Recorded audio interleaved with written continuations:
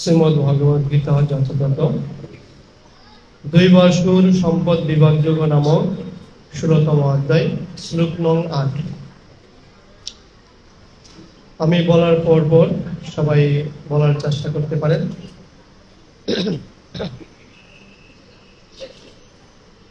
অসত্যম অপ্রতিষ্ঠম তে জগৎ আহুঃ অনিশ্বরম অপস্পরম সম্ভূতম কিমন্য কামহৈতুকম। অসত্যম অপ্রতিষ্ঠম তে অসত্যম অপ্রতিষ্ঠম তে জগৎ আহুঃ অনিশ্বরম জগৎ আহুঃ অনিশ্বরম অপরম সম্ভূতম কিমন্য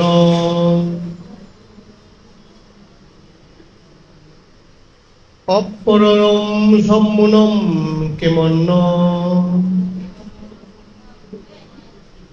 কাম অহৈতুকম কাম অহৈতুকম। অনুবাদ সবাই বলবেন। আসরিক স্বভাব বিশিষ্ট ব্যক্তিরা বলে যে এই জগৎ মিথ্যা, অবলম্বনহীন ও ঈশ্বর শূন্য।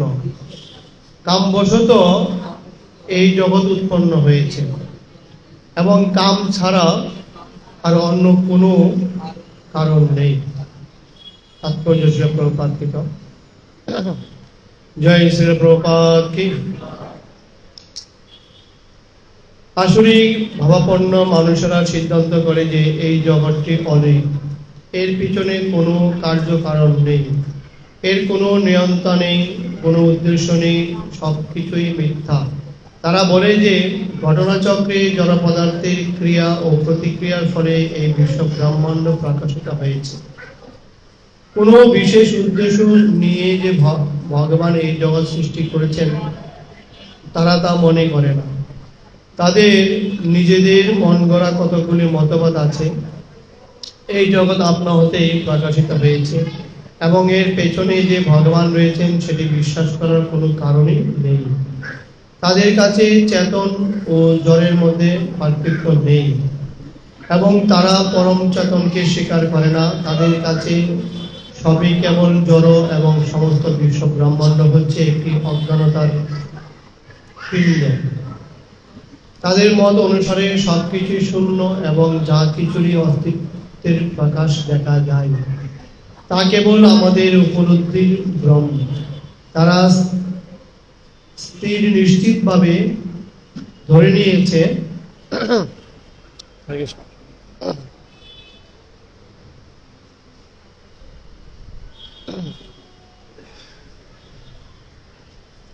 অনেক লেখা আছে, বিধি লিখে রাখছে, সব দাগায় রাখছে।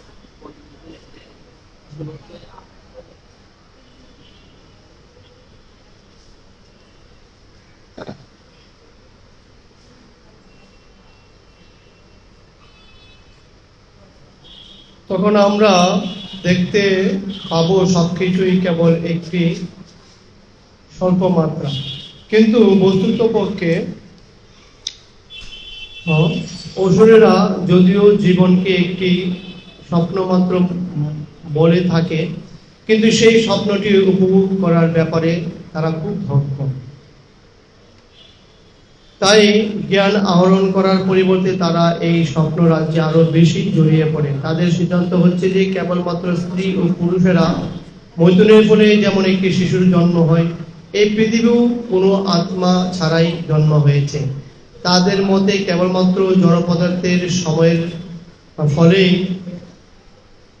জীব সকলের উদ্ভব হয়েছে এবং আত্মার অস্তিত্ব সম্বন্ধে কোনো প্রশ্নই করতে পারে না। যেমন দেহের ঘাম থেকে এবং মৃতদেহ থেকে কোনো কারণ ছাড়াই অনেক প্রাণী বেরিয়ে আসে। তেমনি এই সমস্ত জগৎ এসেছে জড়জাগতিক মহাপ্রকাশের জড় পদার্থের সময়ের ফলে। তাই জড় প্রকৃতি এই প্রকাশের কারণ এবং এছাড়া অন্য আর কোনো কারণ নেই। তারা ভগবদ গীতার শ্রীকৃষ্ণের কথা বিশ্বাস করে না। শ্রীকৃষ্ণ বলেছেন, ময়োদক্ষণ প্রকৃতি শ্রুয়তে চরাচরম, আমার অদক্ষতার সমস্ত জড়জগৎ পরিচালিত হচ্ছে। পক্ষান্তরে বলা যায়, অসুরদের জড়জগতের সৃষ্টির সম্বন্ধে যথার্থ জ্ঞান নেই। তাদের সকলের নিজস্ব একটি মতবাদ আছে। যেহেতু তারা শাস্ত্রের প্রামাণ্য সিদ্ধান্তে বিশ্বাস করে না, তাই তাদের মত অনুসারে শাস্ত্রের সিদ্ধান্ত তাদের মন গড়া মতবাদের মতোই একটি মতবাদ মাত্র।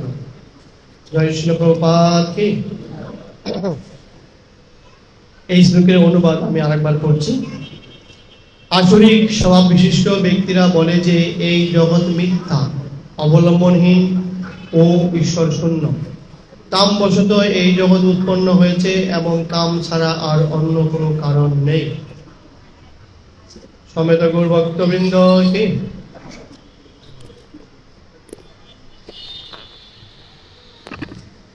হরে কৃষ্ণ।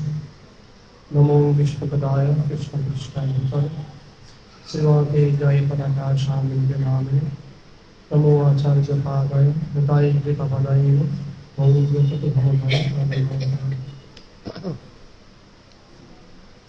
শ্রীমদ ভগবদ গীতা যথাযথ পাঠে মন্দিরে অবস্থানত সকল ভক্তদের আমি ইস্কন সাইবাগ মন্দিরের পক্ষ থেকে স্বাগত এবং কৃষ্ণপ্রীতির শুভেচ্ছা জানাচ্ছি এবং সকল ভক্তদের চরণে আমি বিনতি করছি, আপনারা আমাকে আশীর্বাদ করুন যেন ভগবদ গীতা থেকে কিছু বিষয় আমরা আলোচনা করতে পারি।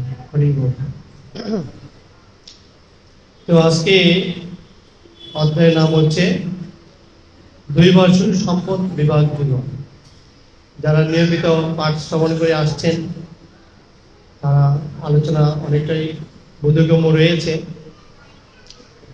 তো দ্বৈবাসুর, দৈব মানে দেবতা আর সুর মানে অসুর, অর্থাৎ এটি সন্ধি বিচ্ছেদ করলে হয় দেবতা এবং অসুর, দৈব বা অসুর। তো দেবতা এবং অসুরদের যে কার্যকলাপ সেই সম্বন্ধে এই অধ্যায়ে বিশেষভাবে আলোচনা করা হয়েছে। আর সেই আলোচনাটি কে করেছেন? ভগবান শ্রীকৃষ্ণ করেছেন অর্জুনের সঙ্গে। আমরা জানি যে ভগবদ গীতা এটি আমাদের সামনে প্রকাশিত হয়েছে বা সংগঠিত হয়েছে কুরুক্ষেত্রের রণাঙ্গনে অর্জুন মহাশয়ের মাধ্যমে। যে অর্জুন মহাশয়কে ভগবান সেই ভগবদ গীতার জ্ঞান প্রদানকালে তিনি এই সমস্ত বিষয়গুলি আলোকপাত করেছেন। তারই আজকে এই অধ্যায়ের একটি শ্লোক আমরা পাঠ করেছি। তো সেই বিষয়ে আজকে ভগবান এখানে বলছেন কি, যে কি আসুরি স্বভাব বিশিষ্ট জীব ব্যক্তিরা, আসুরিক স্বভাব বিশিষ্ট ব্যক্তিরা বলে থাকে যে এই জগৎ মিথ্যা, অবলম্বনহীন এবং ঈশ্বর শূন্য, তাই না? এই জগৎ মিথ্যা, তারপর কি অবলম্বনহীন। আচ্ছা, আমরা যারা এই জগতে বসবাস করছি আমরা প্রত্যেকেই আমরা একটা বাপ সম্প্রসারণ করেছি। কি জন্য বাপ সম্প্রসারণটা? প্রত্যেকের তরে প্রত্যেকে মোরা, প্রত্যেক মোরা পরের তরে, এরকম একটা বাপ সম্প্রসারণ আমরা করেছি, তাই না? আমরা একে অপরের উপর নির্ভরশীল। যেমন আমার মুদি দোকান আছে, তো মুদি দোকানে অনেক কাস্টমার আসে, আবার আমাকে অন্য কারোর কাছে যেতে হয়, হ্যাঁ, শাড়ির দোকানে, জুতার দোকানে, তারপরে বাসনালয়ের দোকানে যেতে হয় কিনা। তো একে অপরের উপর আমরা প্রত্যেক মুহূর্তে নির্ভরশীল। মুদি দোকানে অনেক পণ্য থাকে, প্রায় 100, 150, 300 আইটেম থাকে, তথাপি আমাকেও অন্য কারোর উপর নির্ভরশীল হইতে হয়, অন্য কারোর দোকানে যেতে হয়, তাই না? এভাবে প্রত্যেকটি জীব অন্যের উপর নির্ভরশীল। যেমন আপনারা যারা মায়েরা আছেন, আপনারা আপনাদের সংসারে কর্তা কি? স্বামী, স্বামীর উপর নির্ভরশীল, তাই না? আবার স্বামী বাইরে যায়, চাকরি করে, ব্যবসা করে, ইনকাম করে, তিনি আবার স্ত্রীর উপরে নির্ভরশীল। স্ত্রী যদি সংসারে কাজ না করে, রান্না বান্না না করে, তাহলে উনি ইনকাম করবে নাকি রান্না করবে? আবার সংসারে যে সন্তানাদি আছে তারা আবার পিতা মাতার উপর নির্ভরশীল, ঠিক কিনা? অর্থাৎ আমরা পুঙ্খানুপুঙ্খভাবে যদি আমরা বিচার করি, আমরা দেখতে পাই আমরা একে অপরের উপর নির্ভরশীল। কিন্তু যারা অসুর স্বভাব বিশিষ্ট জীব, যারা আসরিক ভাবাপন্ন, তারা এটি মানতে চায় না। তারা বলে কি এই জগৎ সৃষ্টি হয়েছে কামের দ্বারা। কথা কিন্তু সত্যি। অ্যাকচুয়ালি আমাদের যে জন্ম হয়েছে, আজকে যারা আপনারা বসে আছেন আমার সামনে বা আমি আপনাদের সামনে বসে আছি, অ্যাকচুয়ালি আমাদের জন্ম হয়েছে পিতামাতার কামার্ত হয়ে সঙ্গ করছেন, আমাদের জন্ম হয়েছে, এটি ঠিক। কারণ এখন ছিল প্রভুপাদের মাধ্যমে ইসকন প্রতিষ্ঠা হয়েছে। ইসকনের প্রচার প্রসার সারা পৃথিবীব্যাপী হচ্ছে। এখন কিছু কিছু ক্ষেত্রে দেখা যাচ্ছে গর্ভধান সংস্কার যে বিষয়টি, সেটি হচ্ছে যে গর্ভে সন্তান গ্রহণের পূর্বে গর্ভধান সংস্কার করতে হয়। আমাদের দশবিধ সংস্কার, 10টি সংস্কার আছে। প্রথম সংস্কারই হচ্ছে গর্ভধান সংস্কার। তো এখানে যে আমি বলি প্রভুজির আছে, মায়ের আছে, আপনারা কি সেই কাজটি করছেন? কেউ হাত তুলতে পারবে না। গর্ভধান সংস্কার যে বিষয়টি সেটা অনেকেই জানে না, আমরাও জানতাম না ইসকনে না আসলে। এই যে সংস্কার যে বিষয়গুলো আছে, আমরা জানি যে গৃহপ্রবেশ, নতুন গৃহ স্থাপন করলে প্রবেশ করার পূর্বে গৃহের মাঙ্গলিক কর্ম করতে হয়। তারপরে কি গৃহ স্থাপন, নতুন গৃহ বাড়ি তৈরি করতে গেলে তার ভূমি পূজা করতে হয়। আমাদের মন্দির তৈরি করার পূর্বে আমাদের পরমাত্ম গুরু মহারাজ মন্দিরে ভিত্তিপ্রস্তর স্থাপন করেছেন। তো প্রত্যেকটি কার্যে অবশ্যই শুভ কর্ম বা মঙ্গলিক কর্ম রয়েছে। এভাবে দশমীতে সংস্কার আছে। আমরা সংস্কার নিয়ে বেশি আলোচনা করছি না। বিশেষ করে যে গর্ভধান সংস্কার, এই সংস্কারটি আমাদের অবশ্যই প্রয়োজন। কারণ না হলে কি হবে, গর্ভ সংস্কারের কারণে অবাঞ্ছিত সন্তান উৎপন্ন হবে, আর সেই সন্তানের ফলে সমাজে বিভ্রান্তিকর পরিস্থিতি তৈরি হবে। সুখ শান্তি, সুখ সমৃদ্ধি সবকিছু বিনষ্ট হবে। একটার সাথে একটা সম্বন্ধযুক্ত সম্পৃক্ততা রয়েছে। তো যাই হোক, তো আমাদের জন্ম হয়েছে কিসের মাধ্যমে? পিতামাতা কামার্ত হয়ে সঙ্গ করছে তার মাধ্যমে। কিন্তু কথা ঠিক, কিন্তু এই জগৎ কামের দ্বারা প্রভাবিত হয়ে এই জগৎ সৃষ্টি হয়নি। এই জগৎ সৃষ্টি হওয়ার পিছনে ভগবানের বিশেষ বা ভগবানের বিরাট রূপের সিদ্ধান্ত বা প্রকাশ রয়েছে। এমনি এমনি কোনো কিছু হয় না এই জগতে। ওরা বলছে অবলম্বনহীন। যারা মায়াবাদী আসরিক ভাবাপন্নবিক তারা বলছে কি অবলম্বনহীন। এই জগতে অবলম্বন করা যায় না, কারণ যেটি মিথ্যা তার মধ্যে আমরা অবলম্বন করতে পারি না। যেমন এখানে ফ্যান আছে, লাইট আছে, কিন্তু এখানে বিদ্যুতের কোনো সংযোগ নেই, তাই আপনি অবলম্বন করতে পারেন না যেখানে ফ্যান লাইট আছে আমি গরমে আমি ফ্যানের বাতাস পাবো, অন্ধকারে লাইট আলোকিত হবে। কিন্তু না, কেন? এটি যে বিদ্যুতের সংযোগ সেখানে নেই, এই করে আপনি ফ্যান লাইটের উপরে অবলম্বন করতে পারেন না। ঠিক তারা বলছে এই জগতে অবলম্বনহীন, এখানে কোনো ঈশ্বর শূন্য, কোনো ঈশ্বরও নেই। এটা হচ্ছে আসরিক প্রবৃত্তির ব্যক্তিদের মনোভাব। এখানে ভগবান দৈবাসুর, দৈব যুগ অসুর, দৈবাসুর, এই অধ্যায়ে এই দেবতা এবং অসুরদের যে কার্যকলাপ সেই বিষয়ে ভগবান এখানে আলোকপাত করছেন বা সেই সম্বন্ধে জ্ঞান দান করছেন অর্জুন মহাশয়কে।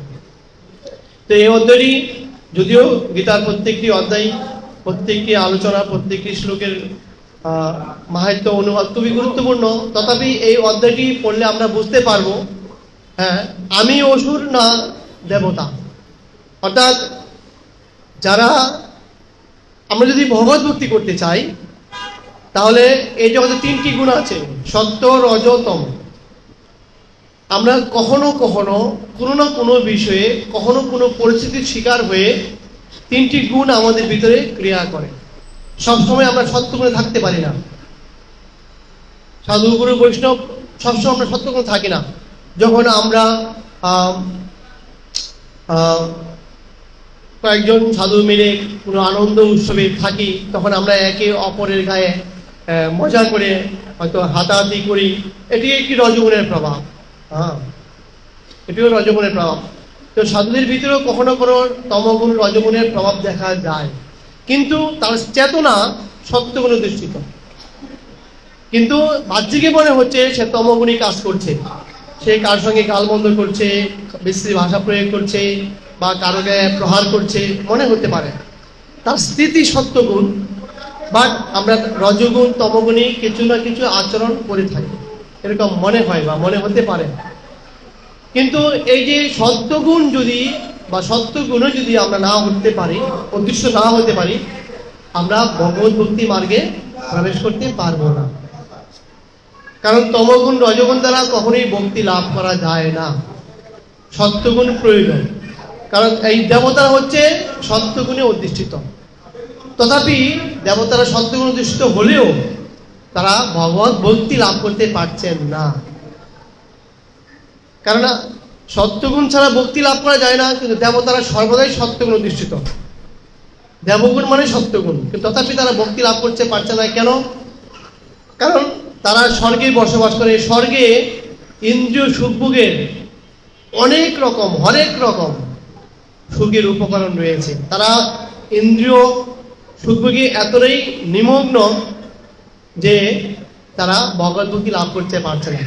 তাই এই জড়জগতেও ইন্দ্রিয় সুখের অনেক রকম পন্থা রয়েছে, কিন্তু তথাপি আমরা সাধু সঙ্গের মাধ্যমে আমরা সত্যগুণ বা সত্যগুণ অধিষ্ঠিত হয়ে ভগবত ভক্তি লাভ করতে পারি। এভাবে দেবতারা সত্যগুণ অধিষ্ঠিত, আর যে অসুর প্রকৃতির ব্যক্তিরা তারা সর্বদাই রজ তমগুণে অধিষ্ঠিত। তো তাদের এই কার্যকলাপের দরুন তারা ভাবছে কি? তারা ভাবছে এই জগতে কোনো ঈশ্বর নেই, কোনো অবলম্বন নেই। কিন্তু আমরা দেখতে পাই দেবতা এবং অসুরের যে মনোভাব বা মনোবৃত্তি, যেমন আমরা দেখি যখন সমুদ্র মন্থন হয়েছিল, সমুদ্র মন্থনের সময় তখন দেবতা এবং অসুরদের মধ্যে বিবাদ তৈরি হয়। দেবতারা বলছে আমরা আগে সমুদ্র মন্থন করলে যে অমৃত উৎপন্ন হবে, উত্তোলিত হবে, আমরা আগে পাবো। অসুররা বলছে আমরা পাবো। এ নিয়ে দ্বন্দ্ব হয়। হ্যাঁ, কিন্তু ভগবান কি করলেন? যাই হোক, এভাবে যখন সমুদ্র মন্থন শুরু হলো, কিন্তু সমুদ্র মন্থন করলে কিন্তু অমৃত আগে আসে না। প্রথমে কি হয়? হ্যাঁ, বিষ। হ্যাঁ, প্রথমে এই সমুদ্র মন্থন করাতে বিষ উৎপন্ন হয়েছে। হ্যাঁ, বিষ উৎপন্ন হয়েছে। বিষ উৎপন্ন হয়েছে। এই সমস্ত বিষ কে ধারণ করবে? সে বিষ কোথায় রাখবে? কিন্তু আমি দেখি যে দেবাদিদেব মহাদেব শিব তার সমস্ত শক্তি ছিল সেই বিষ তিনি কণ্ঠে ধারণ করার। তো সেই ভোলানাথ শিব তিনি সমস্ত বিষ তিনি তার কণ্ঠে ধারণ করে রেখেছিলেন, কিন্তু কোনো অসুরের পক্ষে সম্ভব হয়নি, সাধারণ দেবতার পক্ষেও সম্ভব নয়। যখন অমৃত উত্তোলন হলো, তখন সেই অমৃত রস আস্বাদন করার জন্য কি করলেন? এই যে রাহু একটি দেবতার বেশ ধারণ করে তিনি দেবতাদের গ্রুপে দলে ঢুকে গেছেন। কিন্তু ভগবান তো সব জানেন, সব বুঝেন, তাই না? তো এই যে অসুর এবং দেবতার যে মনোভাব বা মনোবৃত্তি, হ্যাঁ, এই মনোভাব এখানে প্রকাশ পাচ্ছে এইভাবে যে অসুর সম্পন্ন ব্যক্তিরা তাদের মনোভাব এভাবে প্রকাশিত হয়। তা আমাদের এই সমাজেও দেবগুণ তথা সত্যগুণ সম্পন্ন ব্যক্তি আছে, তমগুণ সম্পন্ন ব্যক্তি আছে, রজগুণ সম্পন্ন ব্যক্তি আছে। তিনটি গুণ আছে আমাদের এই জড় জগতে। কিন্তু এই তিনটি গুণ হচ্ছে আমরা তিনটি রজ্জু দ্বারা বাঁধা। যেমন সত্যগুণ একটি রজ্জু বা দড়ি। কোনো ব্যক্তি বলতে পারবে না যে আমি সত্যগুণ অধিষ্ঠিত, আমি মুক্ত। এই সত্যগুণ রজ্জু দ্বারা এই জড়জগতের বন্ধনে সে আবদ্ধ, সেও মুক্ত নয়। তমগুণ সম্পন্ন ব্যক্তি তমগুণে রজ্জু দ্বারা আবদ্ধ, রজগুণ একই অবস্থা। শাস্ত্রে বলছে এই রজগুণ, তমগুণ, সত্যগুণ এই তিনটি গুণই এই জগতের বন্ধনের কারণ। কারণ ভগবান হচ্ছেন ত্রিগুণাতীত, এই তিন গুণের অতীত হচ্ছে ভগবান। তাই ভগবানের ভগবত্তা বুঝতে গেলে, জানতে গেলে বা ভগবানের ধামে যেতে গেলে আমাদের এই তিন গুণের অতীত হইতে হবে। সত্যগুণ দ্বারা ভগবত ভক্তি লাভ হয়, ঠিক আছে, কিন্তু ভগবত ভক্তি লাভ করার পর প্রেক্ষিতে এই সত্যগুণের ঊর্ধ্বে আপনাকে অবস্থিত বা অধিষ্ঠিত হতে হবে। সত্যগুণ থাকলেও আপনি ভগবত ধাম যেতে পারবেন না। তাহলে এই তিনটি গুণই আমাদের ভগবত ভক্তির প্রতিকূল। তিনটি গুণ কিভাবে আমরা রজ্জুর দ্বারা আবদ্ধ, তিনটি গুণ রজ্জুর দ্বারা। আমি একটি সুন্দর ছোট্ট গল্প বলতে পারি। সেটা হচ্ছে একটি রাজ্যে রাজা আছে, মন্ত্রী আছে, সেনাপতি আছে। তো একদা রাজপুত্র, মন্ত্রীপুত্র আর হচ্ছে সেনাপতি পুত্র, তারা তিন বন্ধু। তারা এই রাজ্যে তারা শিকারের জন্য শিকার করতে করতে, শিকারের অন্বেষণ করতে করতে তারা রাজ্যের যে সীমানা আছে, সীমানা ওভারটেক করে অন্য রাজ্যে প্রবেশ করে ফেলেছে। যেন আমাদের বাংলাদেশ, আমরা যদি আমাদের পার্শ্ববর্তী দেশ ভারত, আমাদের বর্ডার রয়েছে, যদি কোনো ক্রমে আমরা সেই বর্ডার অতিক্রম করি, তাহলে এই দেশের যে সেনাবাহিনী আছে, বিএসএফ বা বিডিআর বাংলাদেশে, ওরা যদি প্রবেশ করে তাহলে তারা কি করবেন? তারা তাদেরকে ফায়ার করবেন অবৈধভাবে। তো এইভাবে আমরা দেখছি যে এই রাজপুত্র, মন্ত্রীপুত্র, সেনাপতি পুত্র, তারা তিন বন্ধু এরকম শিকার করতে করতে তারা বুঝতে পারেনি তাদের নিজেদের যে রাজ্যের সীমানা ওভারটেক করে অন্য রাজ্যে চলে গেছেন। তখন সেই রাজ্যের সেনাপতিরা কি করছেন? তাদের তিনজনকে ধরে নিয়ে গেছেন। যেহেতু রাজপুত্র, বেশভূষণ দেখলে বোঝা যাচ্ছে রাজপুত্র, মন্ত্রীপুত্র, সেনাপতি পুত্র, তাই তাদেরকে প্রহার করেনি, তাকে রাজার কাছে নিয়ে গেলেন। নিয়ে যাওয়ার পরে তাদেরকে আপাতত তাদেরকে কারাগারে বন্দী করলেন। তাদের কি শাস্তি হবে, সাজা হবে, পরে সেটি রাজা নির্বাচন করবেন। তখন যেহেতু রাজপুত্র, তার একটা সম্মান আছে, রাজপুত্রকে কি দিয়ে বাঁধলেন? স্বর্ণের শিকল দিয়ে। কি দিয়ে? কি দিয়ে? স্বর্ণের শিকল। সুন্দর। রাজপুত্র হচ্ছে রাজপুত্র, মন্ত্রীপুত্র, সেনাপতি পুত্র, তিনজনের মধ্যে সম্মানীয় হচ্ছে রাজপুত্র, তাকে স্বর্ণের শিকল দিয়ে বাঁধা হলো। তারপর হচ্ছে মন্ত্রীপুত্র, সেনাপতি পুত্র হচ্ছে মন্ত্রীপুত্র একটু সম্মান বেশি, তাকে কি দিয়ে বাঁধলেন? রূপার শিকল দিয়ে। রূপার শিকল। আর সেনাপতি পুত্র লোহার শিকল। তিনজনের একটা আলাদা আলাদা সম্মান আছে। মন্ত্রীপুত্র, সেনাপতি পুত্র, রাজপুত্র। তো তিনজনকে বেঁধে এক জায়গায় রেখেছেন, কিন্তু যেহেতু রাজপুত্র একটু সম্মান আছে তাই সঙ্গে স্বর্ণের শিকল, মন্ত্রীপুত্র রূপার শিকল, সেনাপতি পুত্র লোহার শিকল। তো অ্যাকচুয়ালি এই যে রাজপুত্রকে স্বর্ণের শিকল দিয়ে বেঁধেছে, বা মন্ত্রীপুত্রকে রূপার শিকল, সেনাপতি পুত্রকে লোহার শিকল, মূলত তারা তিনজন কয়েদি কিনা, তারা বাধা কিনা, তারা বন্দী কিনা। স্বর্ণের শিকল হোক, রূপার শিকলই হোক, আর লোহার শিকলই হোক, তারা তিনজনই বাধা, হাত পা বাধা। তারা তিনজনই কয়েদি, আসামি, ঠিক কিনা? তাতে স্বর্ণের শিকল, রূপার শিকল আর লোহার শিকল কি আসে যায়? ঠিক তেমনি এই জগতে আমরা সত্য, রজত, তম তিনটি গুণ দ্বারা আমরা আবদ্ধ। এই তিন গুণ যতক্ষণ আমাদের ভিতরে থাকবে ততক্ষণ আমরা ভগবত ধাম যেতে পারবো না। ভগবদ গীতায় ভগবান বলছেন, দৈবীহি আশা গুণময়ী মম মায়া দূরত্বয়া। কি বলছেন? দৈবীহি আশা গুণময়ী, বলছে আমার এই ত্রিগুণাত্মিকা মায়া, ত্রিগুণাত্মিকা দৈবী মায়া, দৈবীহি আশা গুণময়ী, আমার এই ত্রিগুণাত্মিকা দৈবী মায়া দৈবী হিয়াসা গুণময়ী মম মায়া দূরত্বয়া, আমার এই ত্রিগুণাত্মিকে মায়া অত্যন্ত দ্রুতক্রমণীয়। এই মায়া থেকে অর্থাৎ সত্য রজ তম এই তিনটি গুণ থেকে মুক্ত হওয়া খুবই কঠিন। গীতায় ভগবান বলছে, কোথায় বলছে ভগবান? গীতায়। ভগবান কোথায় বলছেন? গীতায়। মাঝে মাঝে কিছু বলবেন আপনারা, ভালো লাগবে। শুধু মুখ বন্ধ করে বসে থাকলে আমারও ভালো লাগবে না। ভগবান কোথায় বলছেন? গীতায় ভগবান বলছেন, আমার এই ত্রিগুণাত্মিকে দৈবী মায়া অত্যন্ত দ্রুতক্রমণীয়। এই মায়া থেকে উদ্ধার পাওয়া অত সহজ না। আমি হরিনাম করছি, তিলক ধারণ করছি, ইত্যাদি সাদা বা গেরুয়া বসন করছি, আমি মুক্ত। বলছে আমরা তখনই মুক্ত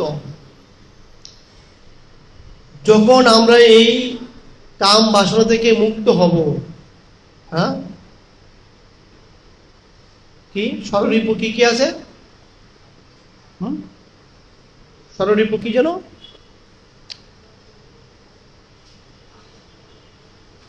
যাই হোক, তো আমরা যতক্ষণ এই জগতে থাকবো, যদি আমাদের ধ্যান ধারণা চিন্তা ভাবনা বা স্থিতি এই জগতের প্রভাব থেকে মুক্ত হবে, তৎক্ষণাৎ ভগবান আমাদেরকে নিয়ে যাবে। তাহলে আমরা তো এখনো যাচ্ছি না, তার মানে আমাদের বাসনা আছে, বাসনা শূন্য হয়নি। যদি বাসনা শূন্যই হয় তৎক্ষণাৎ ভগবান, তৎক্ষণাৎ, এবং কি এই ব্যাসাসনে বসেই থেকেই চলে যাবে। আমরা জানি আমাদের প্রপাদের শিষ্য ভক্তিতীর্থ সাই মহারাজ ব্যাসাসনে বসে রাধা মাধব কীর্তন করতে করতে, কান্না করতে করতে দেহত্যাগ করছেন। গৌর গোবিন্দ সাই মহারাজ প্রপাদের শিষ্য, তিনিও ভাগবত কথা বলতে বলতে ব্যাসাসনের মধ্যে দেহত্যাগ করছেন। হ্যাঁ,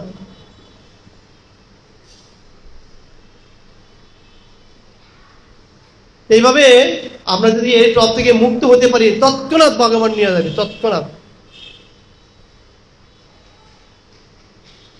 সেই জন্য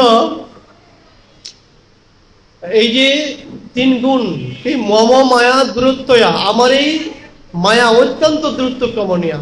কিন্তু একটা উপায় আছে এই মায়া থেকে মুক্ত হওয়ার। সেটা কি উপায়?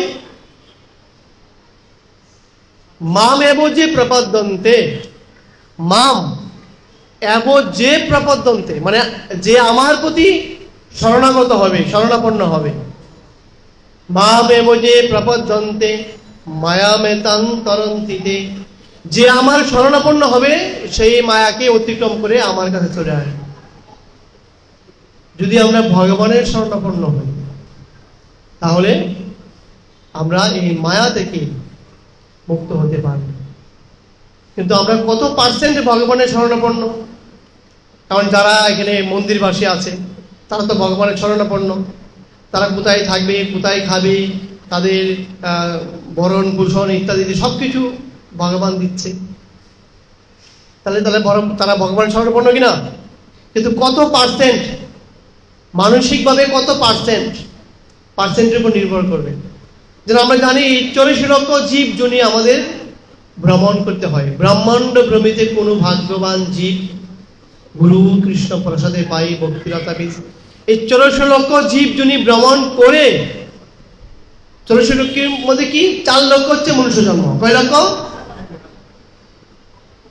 4 লক্ষ মনুষ্য জন্মের মধ্যে কিভাবে 4 লক্ষ মনুষ্য জন্ম কিভাবে? আপনি নারী আমি পুরুষ এভাবে? আপনি সাদা আমি কালা, আপনি রাশিয়ান আমি আমেরিকান, আমি ইন্ডিয়ান, আমি বাঙালি, আমি পাকিস্তানি, এরকম? তাহলে আমি হিন্দু, আমি মুসলমান, বৌদ্ধ, খ্রিস্টান, এরকম?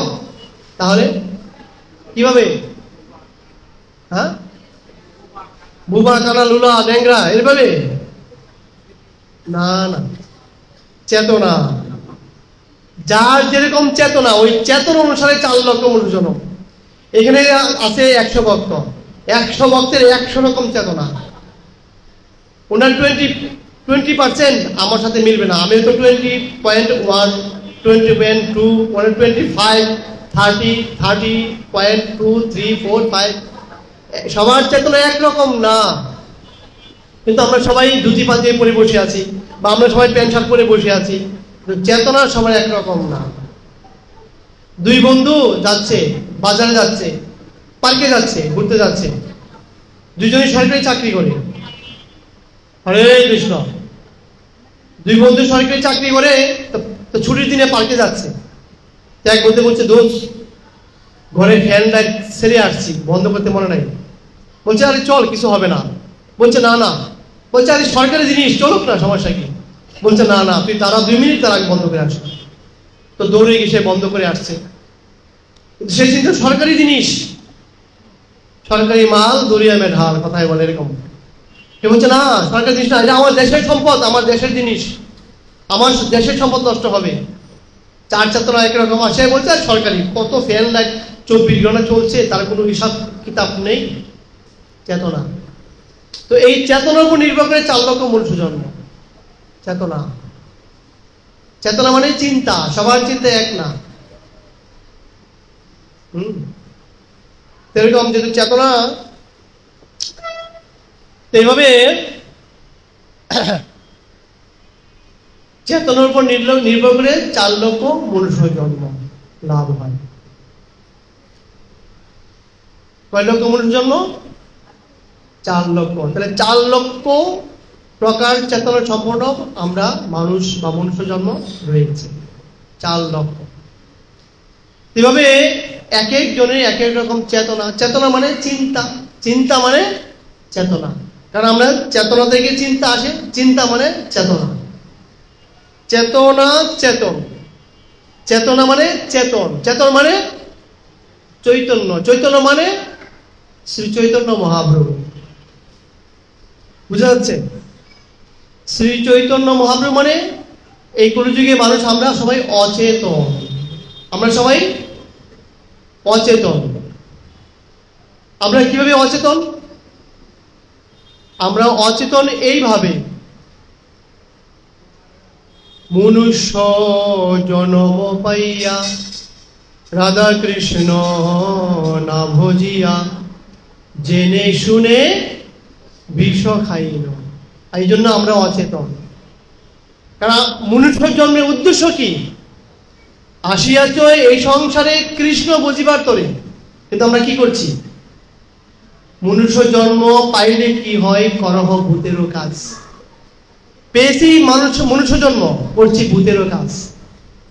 তাই আমরা সবাই অচেতন হয়ে আছি, চেতনা নেই আমাদের। হ্যাঁ, চেতনা নেই। তাই কি করছেন চৈতন্য মহাপ্রভু? কি করছেন? তিনি চৈতন্য, নামই তার চৈতন্য। তিনি সকল কলিযুগের মায়াহত জীবকে চৈতন্য করার জন্য তিনি চৈতন্য নাম ধরে নিয়ে আসছেন। আমি সবাইকে চৈতন্য করে দেব।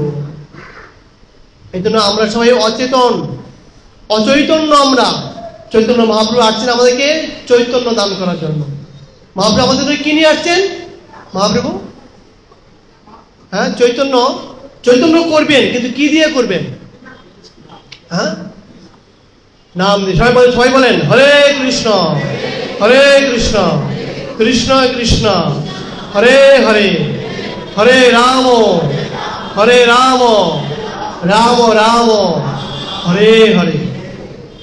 এই হরে কৃষ্ণ মহামন্ত্র রূপ অস্ত্রের দ্বারা মহাপ্রভু আমাদের হৃদয়কে বিদীর্ণ করিবেন। নাম নাম করে বহুদা নিজ সর্বশক্তি। ভগবান তার সমস্ত নামে সমস্ত শক্তি অর্পণ করেছেন।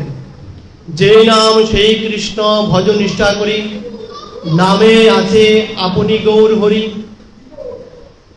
যেই নাম সেই কৃষ্ণ। আচ্ছা, এখানে আছে 100 ভক্ত, আমি একজন ভক্তের নাম ধরে ডাক দিব, সবাই আসবেন না একজন আসবেন? আচ্ছা, যার নাম ধরে ডাকবো সে হাত তুলবেন। কমলেশ বাবু ওই যে হাত তুলছে, সবাই হাত তুলছে, একজন হাত তুলছে না? ঠিক ভগবানের নাম ধরে রাখলে ভগবান আসবে আমাদের সামনে। যেই নাম সেই কৃষ্ণ ভজ নিষ্ঠা করি, নামে আছে আপনি গৌর হবি। অর্থাৎ নাম নামই অভিন্ন।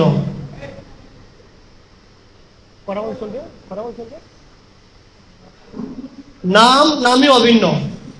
তা আমি যার নাম ডাক দিলাম তাকে যদি আমি এখন একটা প্রশংসা করি, কে আনন্দ পাবে? সবাই না? উনি একা আনন্দ পাবে? একা আনন্দ পাবে না? আবার আমি তাকে বকা দেই, কষ্ট কে পাবে? সবাই। উনি কষ্ট পাবে। যেই নাম সেই কৃষ্ণ, নাম নামই অভিন্ন, ভগবানের নাম অভিন্ন ভগবান। তাই ভগবান কলিযুগে নাম রূপে কৃষ্ণ অবতার, নাম হতে হয় জগত নিস্তার। ভগবান কলিযুগে কিভাবে আসছেন? নাম রূপে। ভগবান কলিযুগে নাম রূপে এসেছেন। ভগবান এই রূপে আসেননি, ভগবান কি রূপে আসছেন? নাম রূপে। সত্যযুগে ধ্যান, ত্রেতা যুগে যজ্ঞ, দাপরে পূজা অর্চন, কলিতে নাম সংকীর্তন। চারি যুগে চারি ধর্ম, জীবের কারণ, কলিযুগে ধর্ম হয় নাম সংকীর্তন। অতএব কলিযুগে নাম যজ্ঞ সার, অন্য কোনো ধর্ম করিলে নাহি হয় পার। তাহলে এই চৈতন্য মহাপ্রভু আমাদেরকে এই নাম দ্বারা চেতন করবেন। নাম সত্য, নাম নিত্য, অনিত্য সংসার, রাধা কৃষ্ণ নাম বলো মনরে আমার। নাম সত্য, নাম নিত্য, অনিত্য সংসার। এই সংসারটা নিত্য না অনিত্য? হ্যাঁ, অনিত্য না? বুঝা যায়? আমার এই দেহটা কত সুন্দর ছিল আমি ইয়ং কালে, এখন বুড়ো হয়ে গেছি, চুল পেকে গেছে, দাড়ি পেকে যাচ্ছে, সুন্দর চামড়াগুলো কুচকে যাচ্ছে। নিজের দেহ নিজে দেখলে ভালো লাগে না। আমি কত সুন্দর ছিলাম, স্মার্ট ছিলাম, কত আমার বয়ফ্রেন্ড ছিল, গার্লফ্রেন্ড ছিল, কিন্তু এখন কেউ ফিরেও তাকায় না। এই দেহটাকে সুরক্ষা প্রদান করার জন্য কত পারফিউম, কত কসমেটিক্স ব্যবহার করছি, কত প্রসাধনী ব্যবহার করছি, কিন্তু অটোমেটিকলি কি হচ্ছে? ভারতের প্রখ্যাত শিল্পী লতা মঙ্গেশকর, তারা অনেক টাকা ছিলেন, অনেকভাবে তিনি দেহের পরিচর্যা করছেন বাচ্চার সুখে থাকার জন্য, কিন্তু তাকে বার্ধক্য তাকে গ্রাস করছে কিনা, বৃদ্ধ হয়েছেন কিনা। মাইকেল জ্যাকসন, তার বডি ছিল ব্ল্যাক, কালো, কিন্তু তিনি তার টাকা দিয়ে তার বডিটাকে কি করছেন? হোয়াইট। প্লাস্টিক সার্জারি করা ছিল। হ্যাঁ, তিনি ভালো থাকার জন্য, সুখে থাকার জন্য কতজন ডাক্তার ছিল তার, প্রতিদিন ডাক্তারের চেক আপ করতেন ভালো থাকার জন্য, কিন্তু বার্ধক্য কাল তাকে ছেড়ে দিয়েছেন। হ্যাঁ, তাকে ছাড়েনি, আমাদেরকেও ছাড়বে না। তুমি ব্রহ্মচারী হোক, গৃহস্থ হোক, সন্ন্যাসী আর বানপ্রস্থ হোক, কাল কাউকে ছাড়বেন না। আমরা যদি চৈতন্য মহাপ্রভুর চৈতন্যরূপ পন্থ অবলম্বন করি, তাহলে কাল আমাদের থেকে সরে যাবে, নাহলে কাল কাউকে ছাড়বে না। ভক্তের কাছে ভগবান আসে কি রূপে? বিষ্ণুদূত রূপে। কি রূপে আসেন? আর অভক্তের কাছে ভগবান আসেন কি রূপে? কাল রূপে, যমদূত রূপে অভক্তের কাছে। তাহলে আমরা কি করব? আমরা কি চৈতন্য মহাপ্রভুর ভক্ত হব না অভক্ত থাকবো? হরি বল। জয় জগন্নাথ বলদেব সুভদ্রা মহারানী, রাধা গোবিন্দ ভগবান কি, শিল প্রভুপাদ কি। তাহলে কি আমরা মৃত্যুর সময় আমরা কাকে দেখতে চাই? কালকে না ভগবানকে? ভগবান একবার কিন্তু আমাদের দেখা দিয়েছে। কবে, কখন, কে বলতে পারে? সপ্তম মাসে মাতৃগর্ভে। অর্ধেক ঠিক হয়েছে, সপ্তম মাসে না, ভগবান আরো আগেই দেখা দিয়েছে। সপ্তম মাসে ভগবান আমাদেরকে এই জগতে ভূমিষ্ঠ হওয়ার অনুমতি দান করেন। তার আগেই ভগবানের সাথে আমাদের কথোপকথন হয়, কথোপকথন হয়েছে। সপ্তম মাসে ভগবান আমাদেরকে এই জগতে আসার জন্য অনুমোদন দান করেন। আরেকবার ভগবান দেখা দিবে কখন?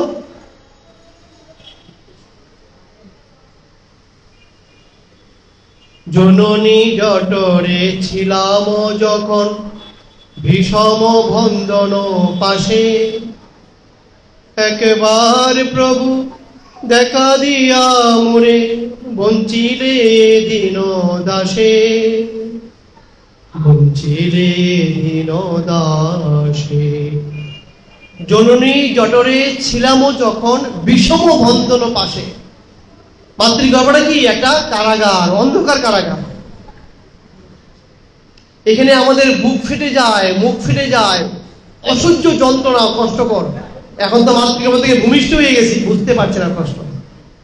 যেমন কেউ যখন 6 মাসের জেল খাটে, জেল কেটে যখন বেরিয়ে যায়, ওই জেলের কথা মনে থাকে? মনে হয় দুঃস্বপ্ন শেষ, রাত হয়ে গেছে, দুঃস্বপ্ন শেষ, এরকম মনে হয়, ঠিক কিনা? তাহলে মাতৃগর্ভে ছিলাম, তখন বুঝতে পারিনি আমরা। এজন্য একবার প্রভু দেখা দিয়ে মোরে বঞ্চিলে এই দিন আসে। একবার ভগবান দেখা দিয়েছেন, দেখা দিয়ে ভগবান আমাদেরকে আর দেখা দেয়নি। আরেকবার ভগবান দেখা দিবে, কখন? মৃত্যুর সময়। যদি তুমি ভক্ত হও তাহলে ভগবান স্বয়ং আসবেন বিষ্ণুদূত রূপে, আর যদি অভক্ত হও তাহলে ভগবানই আসবেন কি রূপে? যেমন বাবা সন্তান যখন অনেক বিরক্ত করে, তখন বাবা লাঠি দিয়ে বিরক্ত হয়ে সহ্য করতে না পেরে অনেক মারে কিনা? সন্তানের গায়ে বেতের আঘাত পড়ে কিনা? একদম ফুলে যায় কিনা? রক্ত বেরিয়ে যায় কিনা? যায় কিনা? বাবা কান্না করে কিনা? আবার বাবা যখন তার মন শান্ত হয়, ছেলের প্রতি মমতা পরায়ণ হয়, আবার বুকে জড়িয়ে আবার সে কান্না করে, করে কিনা? ঠিক ভগবানও ভক্তের কাছে আসবে তিনি তার স্বরূপে, বিষ্ণুদূত রূপে। আবার ভগবানের আসবেন অভক্তের কাছে, যারা আসরিক সম্পন্ন ব্যক্তি, অসুর ভাবাপন্ন, তাদের কাছে ভগবানই আসবেন কি রূপে? যমদূত রূপে। একই ভগবান দুইজনের কাছে কিভাবে আসবেন? আমরা যদি চৈতন্য মহাপ্রভুর পন্থা, এই হরিনাম জপ করি, হরিনামের আশ্রয় গ্রহণ করি, তাহলে আমাদেরকে যমদূতকে দর্শন করতে হবে না, জমলে যেতে হবে না, কষ্ট ভোগ করতে হবে না। কলিযুগে সহজ পন্থা, হাতে করো কর্ম, মুখে বলো হরি, অনাশাই পার হবে ভবনদী হরি। এই ভব সাগর হবে বালুচর, হাটিয়া হইবে পার। এই যে ভবসাগর, যে যত সুদক্ষ সাঁতারই হোক না কেন, তাকে যদি কক্সবাজার নিয়ে ছেড়ে দেওয়া হয়, জাহাজে করে 5 মাইল দূরে ছেড়ে দেওয়া হবে, তুমি সাঁতার কেটে কক্সবাজার তীরে আসতে পারবে? সুদক্ষ সাঁতারও পারবে? কোনোদিন পারবে না। তাই শাস্ত্রে বলছে এ ভবসাগর হবে বালুচর। বালুচর মানে বালুর চর হবে, হেঁটে হেঁটে আমরা পার হয়ে যাবে, কোনো ভয় নেই, কোনো ভয় নেই। যদি হাঁটতে হাঁটতে ক্লান্ত হন, আবার বিশ্রাম করবেন, আবার হাঁটবেন, হেঁটে হেঁটে চলে যাব, দৌড়ে দৌড়ে চলে যাব। সর্বস্ব তোমার চরণে সপিয়া, পড়েছি তোমার ঘরে। সর্বস্ব তোমার চরণে সপিয়া, মানস দেহ গেহ যো কিছু মন, অর্পিত তোয়া পদে নন্দ কিশোর। মানে সবকিছু ভগবানের চরণে অর্পণ করতে হবে, নো আদার ওয়ে। আমার যদি কিঞ্চিত মাত্র এই জগতে বাসনা থাকে, কিঞ্চিত মাত্র আসক্তি থাকে। দ্রৌপদী ভগবানের এত বড় মহান ভক্ত ছিলেন। আমরা জানি কুরুক্ষেত্রের যে যুদ্ধ হয়েছিলেন, সেই যুদ্ধের ফলাফল সম্বন্ধে কয়েকজন ব্যক্তি জানতেন, বিশেষ করে কুন্তী, তারপরে দ্রৌপদী, তারা জানতেন এই যুদ্ধের ফলাফল সম্বন্ধে। তথাপি তারা ভগবানের পূর্ণ শরণাপন্ন হতে পারেননি। বিশ্ব জানতেন কৃষ্ণ স্বয়ং ভগবান, তথাপি বিশ্ব কৃষ্ণের বিপক্ষে যুদ্ধে অস্ত্র ধারণ করেছেন। কারণ কাল কর্মের ফল কাউকে ছাড়বে না, এমনকি আমিও নয়। যে কর্ম করেছ ফল তোমাকে ভোগ করতে হবে। তুমি মদ খেয়েছ, তোমার চেতনা কি হবে? মাতাল হয়ে যাবে, চেতনা কলুষিত হয়ে যাবে। যেখানে ক্রিয়া আছে সেখানে প্রতিক্রিয়া আছে। ফ্যানটা ঘুরছে মানে অবশ্যই বাতাস লাগছে, তাই না? দ্রৌপদী তার যখন বস্ত্র হরণ হয়, ধৃতরাষ্ট্রের রাজসভায়, তিনি দেখছেন আমি রমণী, আমার একজন পুরুষ আমার গায়ের বস্ত্র হরণ করছেন, তিনি জানতেন যে আমার পক্ষে সম্ভব নয়, তথাপি তিনি তার এতই মূর্খতার পরিচয় দিয়েছেন, তিনি তার এক হাতে তার বস্ত্র সংবরণ করার চেষ্টা করছেন, আর এক হাতে ভগবানের শরণাপন্ন হয়েছিলেন। কিন্তু তুমি দুধও খাবে, মদও খাবে, হবে না। ভগবান বলছেন মাম একং শরণং ব্রজ, একমাত্র আমার শরণাপন্ন হও। মন মনা ভাব, তোমার মন আমার ভাবনায় ভাব। মদ ভক্ত আমার ভক্ত হও, মজ্জাজি আমার পূজা করো, নমস্কার আমাকে নমস্কার করো। বলে নাই তোমার যা ইচ্ছা হচ্ছে অর্জুন তাই করো। 18টি যুগ সম্বন্ধে বললাম, তুমি যে কোনো যুগ অবলম্বন করো, বলে নাই ভগবান। ভগবান পরিশেষে অর্জুনকে বলছেন মাম একং শরণং ব্রজ, তুমি ভক্তি যুগ অবলম্বন করো, আমার শরণাপন্ন হও। তাই দ্রৌপদী এক হাতে তিনি নিজের বস্ত্র, আর এক হাতে ভগবানকে ডাকছেন। কিন্তু ভগবান তাকে রক্ষা করতে আসেননি। যখন দ্রৌপদী পূর্ণ শরণাপন্ন, একজন রমণীর গায়ে কয় হাত বস্ত্র থাকেন যে একজন পুরুষ সেই বস্ত্র হরণ করতে পারে না। ভগবান তাকে এত বস্ত্র দিয়েছেন, সেই পুরুষ ক্লান্ত হয়ে পড়ে গেছে। এটাই হচ্ছে সরঙ্গ শরণাগতি হইবে যাহার, তাহারও প্রার্থনা শুনে শ্রীনন্দন কুমার। মানস দেহ গেহ যৌ কিছু মন। মানুষ মানে মন। আমার মন কত কিভাবে, হ্যাঁ, পাগল মন, মন রে মন কেন এত কথা বলে। তো বলছে মানস মানে মন, দেহ, দেহ মানে আমার দেহ, আমার মন আমার দেহ।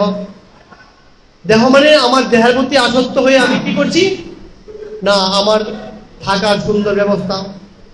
হ্যাঁ, আমার মন কি চায়,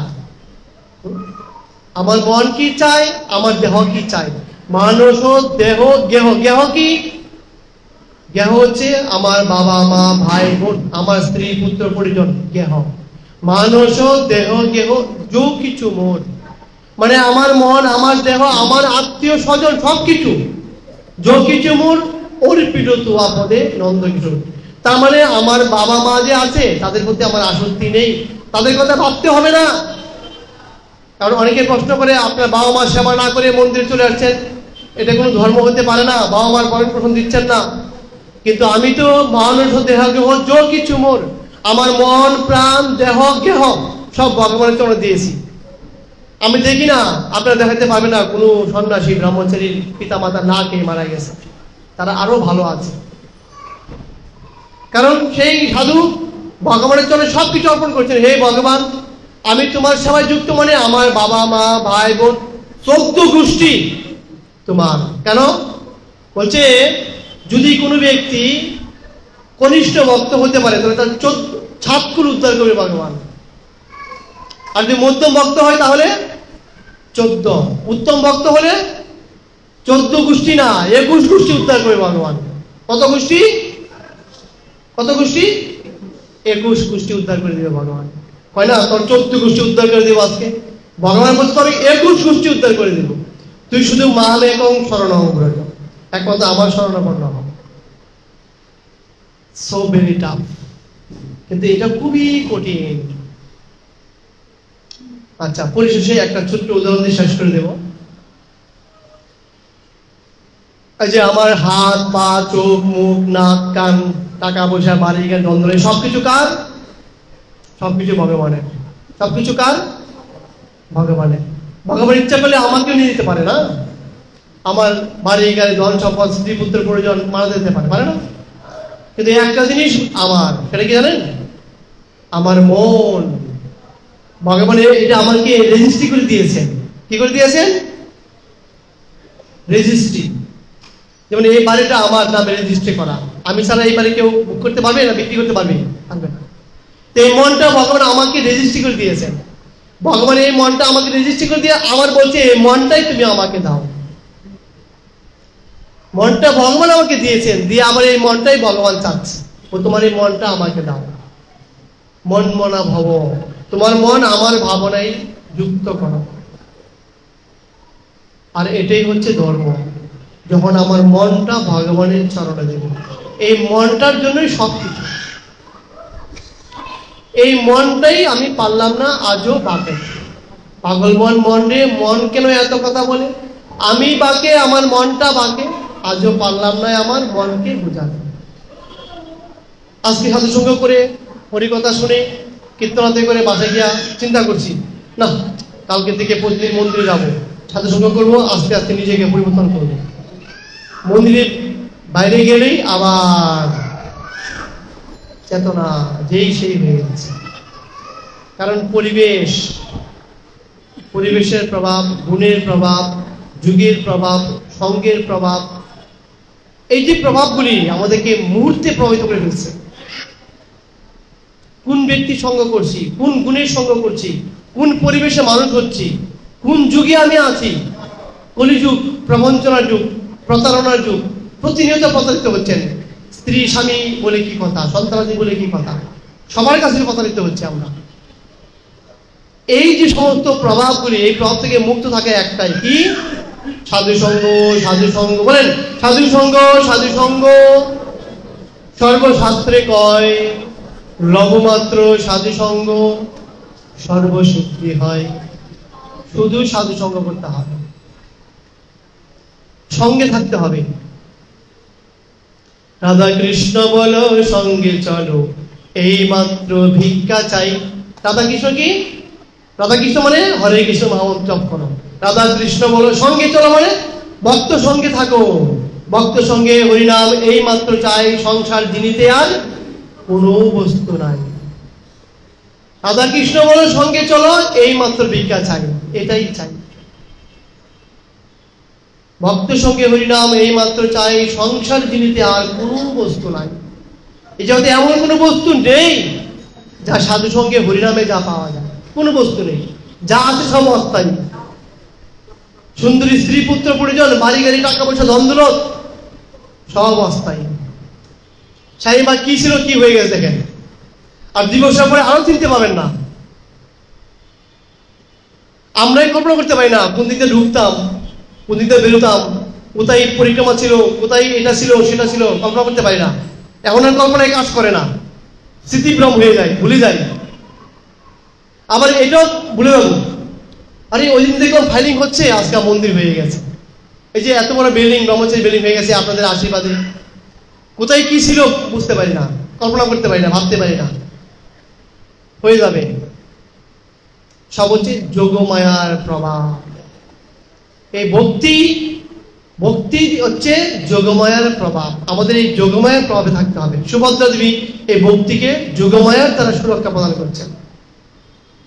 আর এই জগৎ হচ্ছে বহিরঙ্গার শক্তির প্রকাশ, যেটাকে নিয়ন্ত্রণ করেন কে? মহামায়া, দুর্গা দেবী। আর আপনি কার নিয়ন্ত্রণ থাকবেন? যোগমায়ার প্রভাবে থাকবেন না মহামায়ার প্রভাবে থাকবেন? তাহলে সাধু সঙ্গ করতে হবে। আর নাহলে পিতা মাতা, ভাই বোন, স্ত্রী পুত্র পরিজন, ওদের সঙ্গে থাকতে, বন্ধু বান্ধবী, ওদের সঙ্গে থাকতে হবে। কারণ এখন কি সাধু সঙ্গ করতে গেলে কি আমি স্ত্রী পুত্র পরিজন, পিতা মাতা, ভাই বোন সব ত্যাগ করতে হবে? না। যখন চেতনাটা চেঞ্জ হয়ে যাবে, যেন আমি চোখে চশমা পড়ছি, কি চশমা? লাল। কি চশমা? লাল। এখন সবকিছু কি দেখা যাবে? লাল দেখা যাবে না। তা আমাদের লাল চশমাটাই আমাদের চেতনাটাকে চেঞ্জ করতে হবে। চেতনাটাকে আমি যা দেখছি সব কৃষ্ণ, তাহলে সব কৃষ্ণ না। আমি যা দেখছি এটা আমার, আর এটা আমি করেছি, এটা আমি করেছি, এটা আমার, এটা আমার। এই যে আমিত্ব ভূত, প্রবাদ বলছে এই আমিত্ব ভূতই হচ্ছে আমাদের সর্বনাশ। আমি এবং আমার, আমি আমি আমি এটা আমি করেছি, এটা আমি করেছি, এটা আমি এনেছি, আর এটা আমার, এটা আমার, এটা আমার। আমি এবং আমার, এই আমিত্ব ভূত। সর্বোপদি বিনির্মুক্তম তৎপরিত্রাণ নির্মলম। সমস্ত উপাধি মুক্ত হতে হবে আমাদেরকে। আমি ব্যারিস্টার, আমি জজ, আমি সন্ন্যাসী, আমি ব্রহ্মচারী, আমি প্রেসিডেন্ট, হ্যাঁ, আমি ডাক্তার, আমি ব্যারিস্টার, আমি মন্ত্রী, আমি এমপি। সর্বোপদি বিনির্মুক্তম তৎপরিত্রাণ নির্মলম ঋষিকেন ঋষিকেশং সেবনং ভক্তির উচ্চতে। একটার সাথে একটা সামঞ্জস্যযুক্ত, স্টেপ বাই স্টেপ। আপনি 100 টাকা গুনতে গেলে 1 টাকা লাগবে, তাই না? 1 থেকে 100 হবে। আবার 1000 টাকা গুনতে গেলে 100 টাকা লাগবে। এই 1 বাদ দিবেন, 1 টাকা কয়েন উড়ে দিলে হবে না। 1 টাকা কয়েন আছে, দেশে বিদেশে সব জায়গায় 1 টাকা কয়েন আছে, 1 টাকা উড়ে দিলে হবে না। কিন্তু 1 টাকাটা ভেজাল, কাগজ করলে ভেজাল, কয়েন করলে ভেজাল, পকেট থেকে পড়ে যায়। তথাপি 1 টাকা কয়েন আছে, রাখতে হবে, 1 তো থাকতে হবে, তাই না? হরে কৃষ্ণ। অনেক সময় হয়ে গেছে, সবাই ভালো থাকবেন। জয় শ্রীকৃষ্ণ চৈতন্য প্রভু নিত্যানন্দ, শ্রী অদ্বৈত গদাধর শ্রীবাসাদি গৌর ভক্তবৃন্দ।